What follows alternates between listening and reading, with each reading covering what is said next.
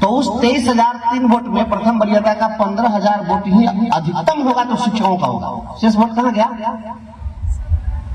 माध्यमिक शिक्षक संघ, प्राथमिक शिक्षक संघ और टीईटी के शिक्षक संघ, जो भी संघ लोग हैं, सब अलग अलग बैठ करके और अलग अलग लोग अलग अलग कैंडिडेट का समर्थन कर रहे थे जाति के आधार पर। और जात जात जब तक खेलिएगा आपको कोई न्याय नहीं दिला सकता है। हम बहुत खराब बोलते हैं और खराब बोलते हैं, हमको इससे कोई फर्क नहीं पड़ता कि मैं विधान पार्षद फिर रहूंगा या नहीं रहूंगा, अगले साल फिर चुनाव। अगर आप एमएलसी बना करके भेजिएगा तो आपकी आवाज सदन में गूंजेगी, नहीं बनाइएगा तो सड़क पर हम हल्ला करते रहेंगे। ये लड़ाई आपकी है, मेरा क्या बनना बिगड़ना है। हमारी कोई ऐसी इच्छा है ही नहीं कि मैं विधान पार्षद बन गया तो मुझे कोई कुछ संपत्ति खड़ी करनी है, मेरे ऐसी कोई चाहत ही नहीं है कभी। जिस भी मीटिंग में मैं गया हूँ और जहां अधिकारी मिले मैं उनको लताड़ के आया हूँ। मुख्यमंत्री जी की मीटिंग में मैं गया था, उससे पहले ही सुबह में डीएम साहब आग्रह करने लगे कि थोड़ा सा प्लीज देखिएगा मुख्यमंत्री जी आ रहे हैं। दिशा की बैठक में मैं गया था तो डीओ वहीं पे बैठे हुए थे, मैंने कहा कि ये सबसे बड़ा लुटेरा है, माफिया है, क्यों बैठा है? मैं मुंह पर बोलता हूँ, इसी लहजे में मैं बोलता हूँ। अभी एक कार्यक्रम था पर्यटन विभाग का, उसमें पर्यटन मंत्री आए हुए थे नीतीश मिश्रा जी, और वहां पर हमारे भारत सरकार के मंत्री भी बैठे हुए थे और सबके सामने मैंने पूरी व्यवस्था की पोल खोल दी हुई, आप देखो।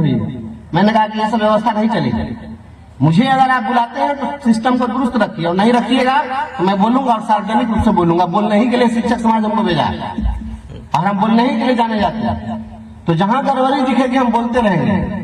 और शिक्षा विभाग के पदाधिकारी लोगों को थोड़ा, चूंकि मौसम प्रतिकूल था और मेरा स्वास्थ्य इस ठंडक के समय में कभी कभी परेशानी हो जाती है, मैं अस्वस्थ रहा, मैं ठीक हो रहा हूँ। रामचंद्र भाई तैयारी करिए, सदन के अंदर बोलने से कुछ मिलने वाला नहीं है। बिहार में चाहे पटना वाली सरकार हो, चाहे इस देश में दिल्ली वाली सरकार हो, आंदोलन से सरकार नहीं डरती है। एक बात समझ लीजिए, आंदोलन से सरकार नहीं डरती है। लोकतंत्र की जब अवधारणा बनी होगी तो लोग सोचे होंगे कि लोक लाज से लोकतंत्र चलेगा, यहाँ पर तो सब बेशर्म बैठा हुआ है, वहां क्या लोकतंत्र चलेगा? बेशर्मों की हुकूमत है।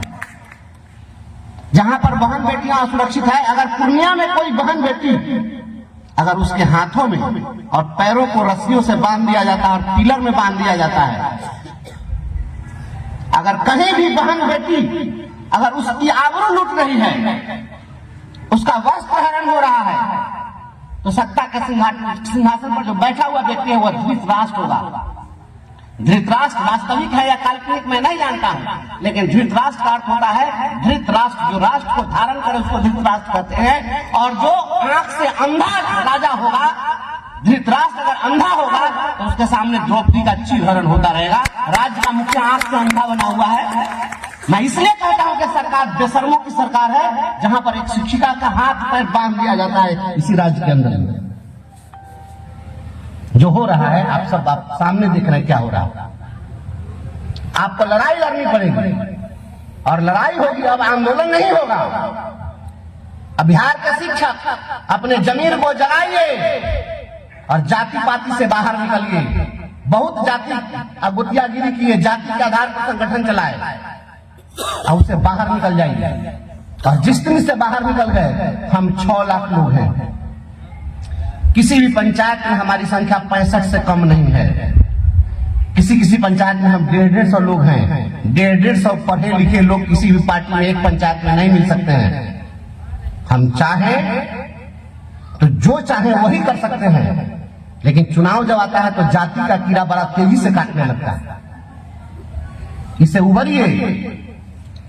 2025 का चुनाव है। अगर यहाँ पर मंच पर बैठी हुई एक बहन कहती है कि हम सेवानिवृत्त हो गए, हमको कुछ नहीं मिला,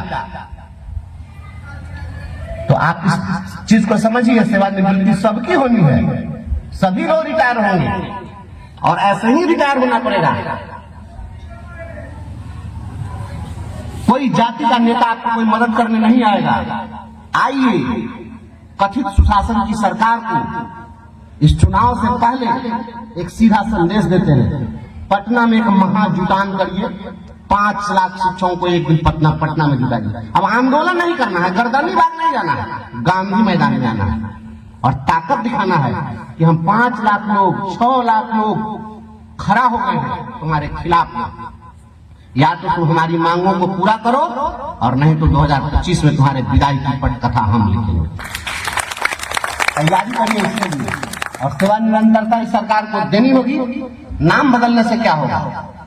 शिक्षा में नियोजित शिक्षक, अविशिष्ट शिक्षक, उत्कृष्ट शिक्षक, निकृष्ट शिक्षक, भांति भांति के शिक्षक, रंगारंग बिरंगारंग शिक्षक। ये क्या हो रहा है? एक स्कूल में आप भांति भांति का शिक्षक लाइएगा, हर दिन सीनियरिटी के लिए लड़ाई है, मारामारी है।